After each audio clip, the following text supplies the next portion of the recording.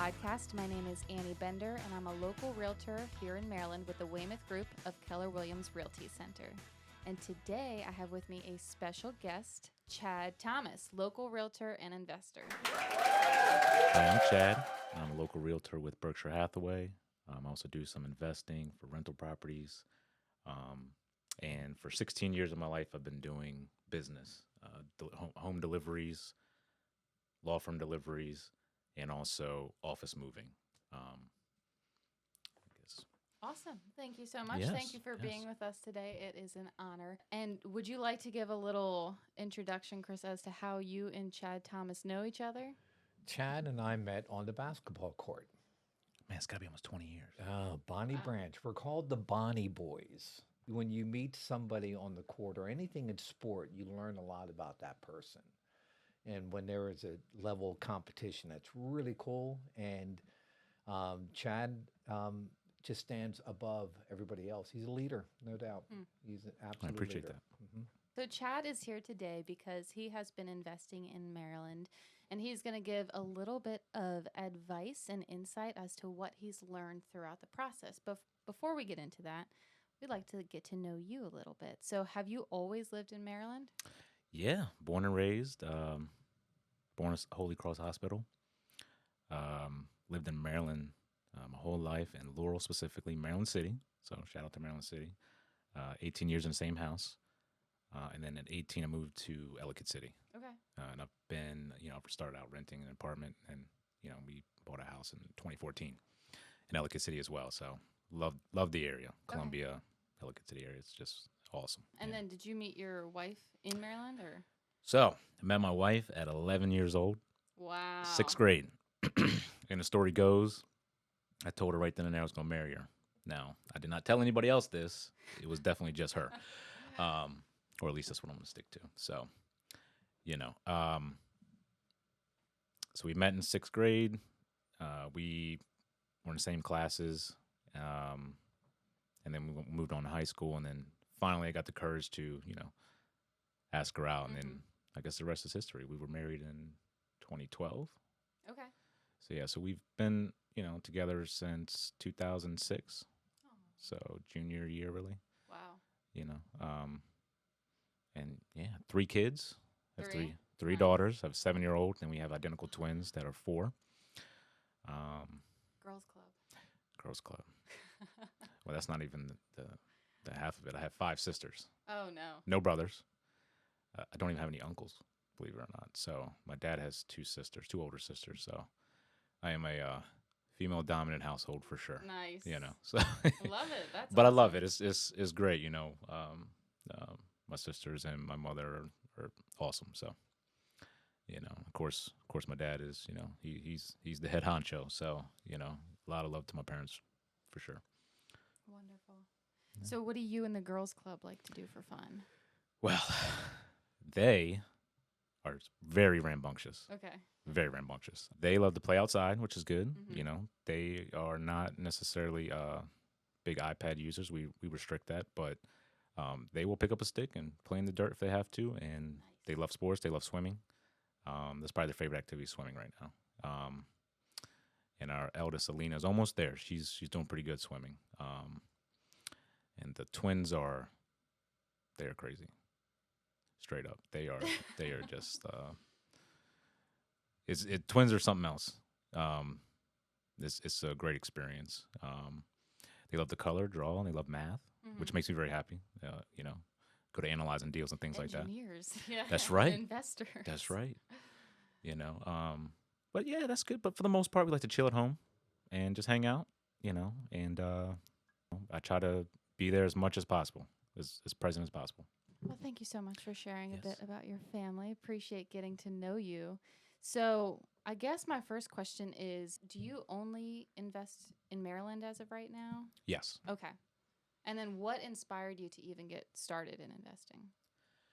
Well, so from an early age, credit to my parents, but they pretty much taught us that, you need to be able to get things done. You need to be self-sufficient. We'll guide you. We'll show you what can be done. But at the end of the day, you have to be the one that's going to make decisions for yourself and for your family. And that's of course before I had, my wife and my kids and things. But so, right off the bat, at 18, 19, I was invested in the stock market. Wow. Now that was single stocks. I wouldn't advise that. Mhm. I'm definitely now much more of a mutual fund type person. But that's kind of how I got it started. And a lot of it came from where I currently work. I've been there since I was 18. And there were several people there who were investing in Ford at the time. And that was 07, 08. So when the crash happened. So, I think I bought Ford for, just listening to other people, I bought Ford for probably 244, I want to say. And then, went through college, did all that. I think I left with maybe $6,000 in student loans. And I was actually able to sell the Ford stock at $10 and pay off my student loans. So that was my first instance in investing. So really it was about listening to, uh, you know, my elders, I guess, people I work with who were much older, who had some experience, and, I kind of took their guidance. So that's how I got started in that type of investing. And then as far as real estate, it starts with your first home, I feel like. So, we went through the first time home buyer process, got all that done, which is tough because you don't ever know before you buy your first home what's going to happen or what could happen. So you're never really prepared for it. Nobody can really prepare for home ownership. So, that was 2014, but once you get the hang of it, you're like, okay, I got it. I make sure I have money for a rainy day fund, or if the HVAC goes or things like that happen, roof. I mean, we've replaced pretty much everything in our house at some point. The roof, HVAC, flooring, washer and dryer. I mean, pretty much everything. Okay. So then after that, COVID hit. That's when my investing eyes started really, because the interest rates were so low. When you go to analyze things, it just made sense to invest. But the funny thing is that I feel like people's emotions were very different during COVID because people are just so in fear, I feel like, of the market crashing, the unknown. But to me, I was like, it just makes math. The math here is mathing. So it makes sense. So that's when I decided we should probably look into it. So then I talked to people like Weymouth, and, he told me point blank, you have to be in the game. And a house came on sale on my street, and there was no action on it for, I want to say, a week or two, like nothing. And at that point, I said, well, maybe we should just go take a look and just see. We had some cash at the time, and at that point, made an offer, and the rest is history. And I'm kind of one of those people where, I do not have analysis paralysis, so to speak, or I'm not going to sit here and overthink. I'm either going to do it or I'm not. And as long as the numbers make sense to me and to my wife, and it makes sense for our family, then we're, why not? And that's pretty much how I got started. Okay, so it was during COVID. During COVID, yeah. That was actually a great opportunity. All three of the rentals that we have were bought during COVID. Okay. And are you still living in that first home you bought together? Yep. Okay. So that kind of takes us into our next question, which you just said. How many properties do you currently own? And so is it 4 total? 4 total, including my personal home, yeah. Okay, great. And then so the other 3 are long-term rentals right now? Yes. Okay. Yes. Yep. All have tenants, good tenants. So far it's been really good. I'm loving it. It's great. And then you're a licensed realtor. Was that something that happened before getting into investing or because of it? So that's actually a funny story. So that was 2018, November 2018, I believe. Yeah. And the day I passed my realtor exam in Hagerstown, the day I came back, it was a pouring rain. So I'm driving back. My wife was pregnant. So this would have been with our second kid. I get back home. She drops a picture down to me. And I told her, I was like, oh, it just passed. Picture.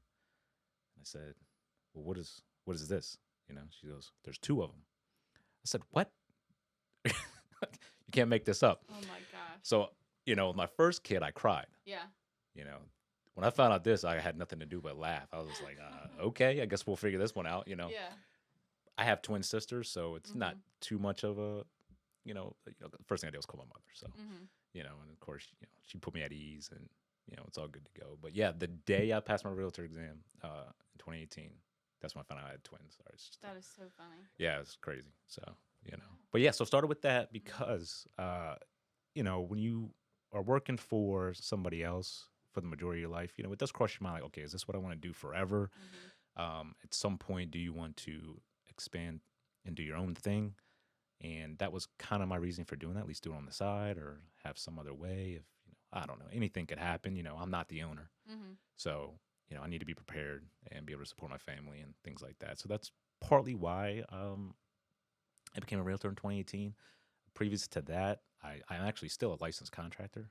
I did have a fencing business at one point because I grew up doing that with my father. So, that was part of it. I guess I'm kind of semi-entrepreneurial, so to speak. I don't think I could ever do it full time, but I like to dabble. Yeah. So that's kind of how I got started. And then, realtors, being a realtor is a tough game. It's a lot harder than what people want to give it credit for. But you got to really put boots to the ground to get that started up and get it going. We wouldn't have any idea about that. No, you wouldn't. Of course you wouldn't. But it's tough. Yeah, fumbling with the keys is just the beginning. It's what's worse is when you have an alarm on the house, right? Oh my gosh, I did set off an alarm one time. Did you really? And ever since, before I go to a house, there's the Central Lock app, and it Right. shows you, oh, it's either Central Lock or it's Com, but how to Right, get in. right. And then there's also, is there an alarm or not? And I check that probably about 4 times as I'm walking to the door just to make sure. Did I really read that right? There's no alarm? Okay, good. But yeah, it is a tough gig, and I think doing it on the side is pretty cool and also very challenging as well. Very I'm sure challenging, yeah. because as full time it's hard, but also trying to balance if you're working with people on the Right. side. That Yeah. can be hard too, but it is an awesome career. And one reason that those instances can work is because so many people are looking in their Yes. evenings and weekends. And Yep. that's probably when you're off. Exactly. Yeah, so that works out pretty well. Then with the properties that you own, so you have the 3 that are being rented out. Are you the property manager for those? I am. Okay. Mhm. And then you're the one that leases them out every Yep. time. Yep. Okay. I pretty much handle everything from start to finish. Yeah. Okay. So then what is now that you have the 3, are you happy with these 3 for a little while, or are you still planning to grow that portfolio? Yeah. For now, we're happy with it. We are probably going to spend a little bit more time doing things specifically for the kids at this point in time. They're in a lot of activities. They're out that age now. But ideally, if we can get an investment property, one a year, Yeah. say for the foreseeable future, I mean, that would be fantastic. Or one every 2 years, that would be ideal. And I think at this point, it's been 3 years total, 2 or 3 years total of having these properties. So I think that, we have the processes, down that we need, and we have the team around us, to support us as well, which helps a lot. Chad, can you tell us about your team real quickly? What does that look like? Sure. So, well, you're part of my team to some degree. I haven't gotten paid yet. I shouldn't have said anything. Strike that from the record. So I have a contractor who is awesome. He will actually speak to the tenants themselves and coordinate anything that's happened. So, for example, in the first property I bought in my own neighborhood, the tenants move in and they go to use a shower. And I guess, something that wouldn't be caught necessarily in inspection, the fiberglass, there was a split in it. So the water started leaking over the ceiling. The very, very first property I had, and I was like, "Are you kidding me?" Yeah. Could have been $7,000, $8,000. I can't remember the exact number, but something like that, $7,000. Mhm. But he handled it for me as far as talking to the tenants and everything. Now I've used him before in my personal home, but he handles everything with the tenants themselves. So it's not like I have to set up the appointments. I have to coordinate with them. So to some degree, he is property managing himself. So that's good. One of my good friends, and of course Weymouth as well. are realtors, Mhm. and he lives right down the street from me. So when it came to the contracts and things, he helped me a lot. Crunching the numbers, he helped me. And of course, my wife. My wife does anything I need her to do. So she, if we needed to change a doorknob or we needed to paint something, we would get that done as well. And then I have a great lender I work with as well, who kind of guided me through the process of investing, and because it is different for sure. Once you've already bought a home, Yeah. it's definitely a different game. When you have already bought a house, you can't do it at 3.5%. You need to do 20%, or find money from somewhere, some way, to buy the property. So, and I still use the same lender as well. And who is that lender? That is Caliber Home Loans. Okay. Yeah, Scott Berngart. Shout out to Scott. Yeah, I know don't know if- Scott. do you? Yeah. Yeah, good guy. Yeah. Yeah. So how important how soon did you develop that team, and how important has that been in your investing journey? Well, I think I developed it a little bit earlier because I had some knowledge of the industry by being a realtor a couple years before I started investing, and then also my neighbor Paul Stalker, also at Berkshire Hathaway. He had his own rental, so we went over things. He helped me a lot with looking at this deal, looking at that deal. What do we think about this house? What are some of the things that most other people would not look at that we probably should? And then leasing was probably a little bit more important than I thought. So I thought at first that you want a long-term lease in there, so 2 to 3 years. In my head, that made sense because you're guaranteed rent. But Paul pointed out immediately that you don't necessarily want that. 6 months to a year. A year is ideal, but 6 months to a year is good because you might end up having a bad tenant.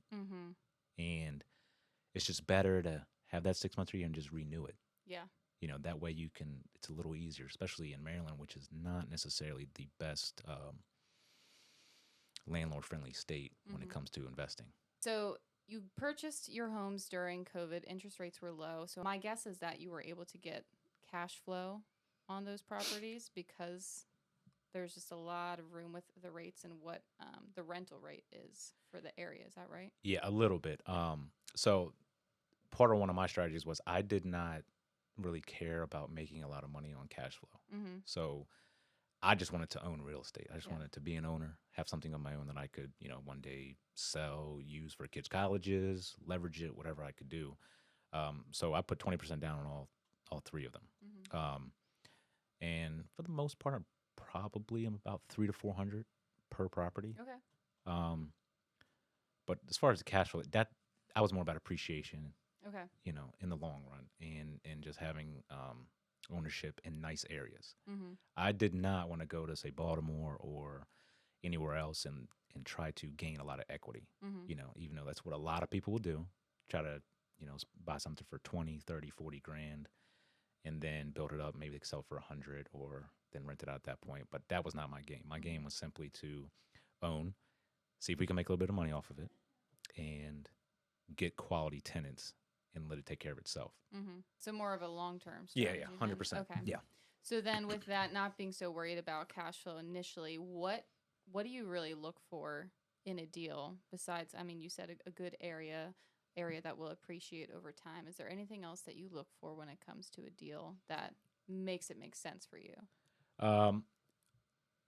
3-bedroom, 2-bath, which you can charge higher rent for. Newer appliances, newer roof, newer HVAC, just like a normal home buyer would want. But to me, the neighborhood is probably the most important. I feel like, you want to be in an area where people are attracted to, location.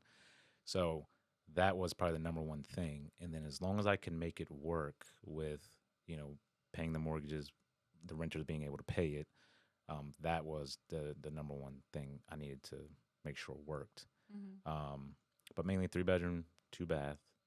If I can add a 3rd bath somewhere, if there was a rough-in, that's a bonus. Because that is something that, like my property on my street has a rough-in currently. So it's a 3-bedroom, 2-bath, but I could add a bath in there and then, get some equity from that too. Yeah. Okay. So finding a place for you, it makes sense if it's 3 bedrooms, 2.5, maybe 3 baths, Sure, in good neighborhoods, and as long as the mortgage is being covered, yep, it's going to make sense for you. So from that, it sounds I mean, yes, you need the funds to do so. You need to set up a team, but it doesn't sound as scary as some people might think it sounds. So, what I see it kind of like, Well, the scary part is vacancy. yeah, So, and that's where you get into a different point where, now maybe this is a personal thing to me, but we leverage mm-hmm. all of our stuff, so to speak. I mean, I would love to pay everything in cash. That's ideal for me as a personally. I mean, I love that. Much more of a Dave Ramsey type of personality when it comes to that, so to speak.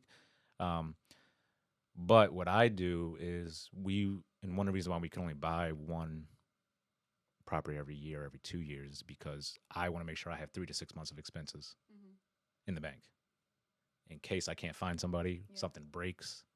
Because like I said, I'm not looking for a ton of cash flow. So I need to have money ready to go whenever I need it to pay for things and make sure that the mortgage is covered because somebody doesn't pay you or they leave or, anything that would lose a job. Yeah. So what's your recommendation with vacancy? Because I know we live in an area that's driven by schools. Right. And like, when do you typically like to renew leases and how long does it usually take to get someone else in there? Do you show the property while the tenant's still living there? Or do you wait for them to get out? What's your That's a good question. So I do not show it's in the contract that we can show the properties while they're in there, but I do not. I wait till they get out, and then so that can delay us as far as getting a new tenant. But I've found in this area, Maryland is just different than most other places. I mean, even right now, there are houses selling just for crazy prices right now, especially around my area. It's just nuts. So to me, Maryland is a really good place to be. You're going to find people. I just don't feel like there's enough homes anywhere near for the people around here, and people around here have jobs. Working with the government or other agencies around here. So to me, I have not had a problem finding tenants. And one of the best things is the military's right here. So Fort Meade's right down the street, and two of my 3 tenants are military. So I know during COVID, we definitely had some instances where people were paying higher rental rates and even getting into bidding wars with other prospective tenants just to win the lease. Have you experienced any of that listing your rentals? Yeah, one of my properties, we had I think 3 people bidding on the rent, and one person said they could go up $100, one said $50. At the end of the day, we want to make sure the tenant is going to have good credit, is going to be able to make the payments, and really makes us feel comfortable that they really want to be there in the first place. And that's kind of how we make those decisions. And also the term of the lease matters. At that point, like I was previously saying, I was actually advised 6 months to 1 year, but in this case, it was 2 years with an option of a 3rd year for the one that we ended up choosing. But that was, a big deal for us because I'm thinking guaranteed rent, and that definitely worked for us. But yeah, it happens, and I think you have to be careful of only looking at the cash flow and what money I'm going to get. I think having a quality tenant is much more important. And with that, what are your thoughts on pets? Fine with pets. Fine with pets? We have a tenant with multiple pets. Really? Like 5.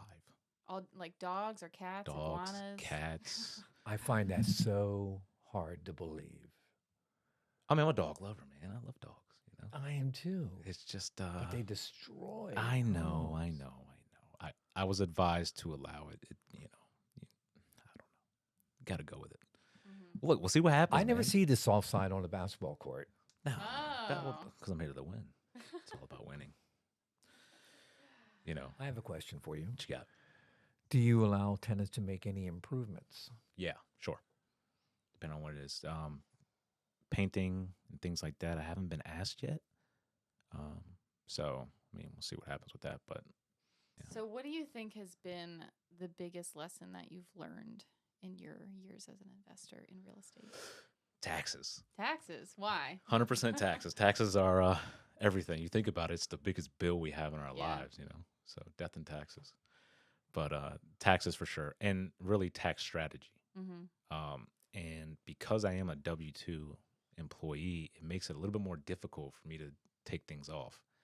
And I have to depreciate in certain ways that if I was not a W-2, I could do more. So, definitely that's something, as of this year, we actually have a tax strategist working with us. A tax strategist? Yes, not just a tax accountant, but a tax strategist. Where'd you find a strategist? Through the tax accountant. Okay.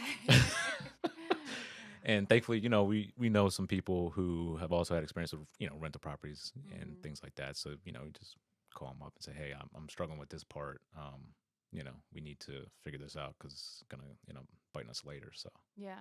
But tax strategy is something that people don't consider, don't even think about, because, if you can't claim that you're a real estate professional, that is a huge difference in what can be claimed against the property. So definitely an important thing to know. Wow. I wish I would have known that ahead of time. Another thing is I wish I would have put the properties into an LLC. You don't want to do that initially because you get a better interest rate as a person, right? But then you could, do a title transfer LLC. But for the first year, we did not. So, it just, it makes things a little bit more difficult. And also for indemnification too. Yep. It's important. Insurance, big one. Umbrella insurance. I think that's also important. And bank accounts. Separate bank accounts for each property. Do you have a separate LLC for each property? I do. And a separate bank account for each property? And they're all under a holdings company. Oh, okay. That is mysterious. So we actually filed in Wyoming so that people could not look us up and know who we are and know where we live. Wow. So the contracts are also signed by the LLC themselves. Okay. So it's not by me. So it's, name of the LLC, the address is actually the LLC name. Wow. And that's who's signing it with you. So, hopefully nobody comes knocking at my door, And that's something I learned. Because they are your neighbors, some of them, Yeah, they are. It's like they actually know me. So that it's funny. I've actually interacted with them. You see people, you're like, oh, they know I'm here. So, I mean, it's right around the corner. So, but it's been great. Yeah. Yeah. So I guess one of your biggest recommendations to people that want to get into it, would you say round out your team early or first with like a strategist, your contractor, your realtor, if it's not going to be you, things like that? Yeah, you almost need a business plan. Okay. So to speak. I mean, I think it's good to have a realtor. I don't think you should do anything by yourself too much. You got to learn to delegate. It's very important for processing, engineering things and getting things to be efficient.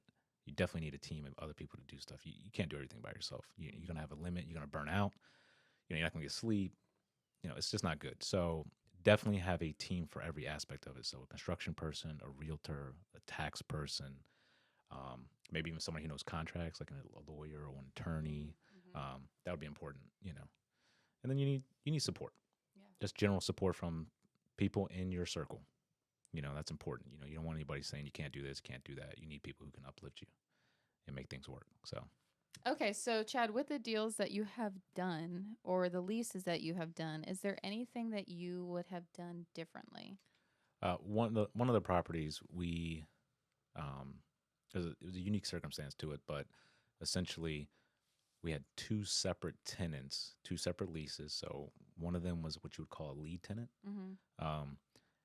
The other one, rented out a room, and it did cause some problems because you have two personalities, working with each other, and it can be difficult. So I don't know if I'd do that again. I'd rather just try to find one family, so to speak. Were you like managing the problems between them? Yeah, exactly. And it's, if something breaks, it's who broke it. Yeah. And then if you have where you can charge a tenant for something, or, it just gets very, very tricky. It's just, it's not ideal, at least for me. Maybe some other people, do well in that situation, but for me, it was not. I probably would not do that again. Yeah. I would just try to stick to one family. Wow. I couldn't even imagine. Yeah. Who did it? That's right. It is rough, but, I think one of the scariest things for me as a landlord would be the vacancy rates. Yeah. It is 100%. That and like I said, that's why you need to have your expenses ready to go. You need to have a fund. Yeah, you did mention that 6 months, but if there's one thing I've taken from this, thing is like, all right, it's vacancy rates. Yeah, well, I think before you take any action, you have to make sure that it's not going to stress you out. Mm. The stress is what's going to get you. So I think you're never going to fully get rid of it. Something's always going to bother you. Something's always going to worry you. But if you can minimize the stress, I think it makes it a little bit easier to take that step, take that leap, and actually, go through with it. Yeah, absolutely. Yeah. So, are there any resources that have been important to you, like books or websites or podcasts during this journey of yours? Well, I think I follow a lot of podcasters. I mean, a lot. I'm a big fan of Graham Stephan. I don't know if you know who that is or Yes. not. Big fan of him. Love the guy. I mean, I'm a YouTube watcher. I mean, Me I watch too. it I love all YouTube. the time. I don't need cable. I don't need any of that. Just watch YouTube. Like Graham a lot. I follow Ron Pineda, Grant Cardone, Pace Morby.